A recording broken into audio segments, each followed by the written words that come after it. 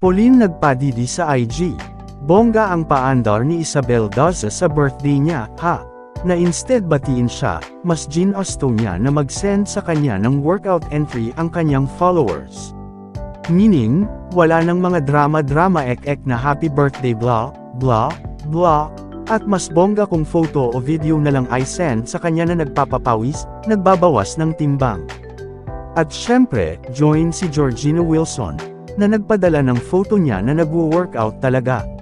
Marami pang ibang kaibigan si Isabel na nagpadala ng photo nila na nasa gym sila. Pero, ang pinakabongga sa lahat ay si Pauline Luna, ha?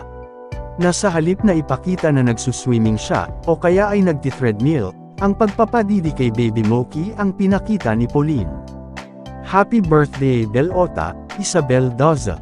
Here's my workout entry for the day. Love you. Sabi ni Pauline sa photo na karga-karga niya ang baby nila ni Bossing Vic Soto at dumdidi nga sa kanya. Breastfeeding burns calories. Say ni Isabel. Bongga, diba? Mr. Kasagpahir. E-subscribe muna yan for more news updates.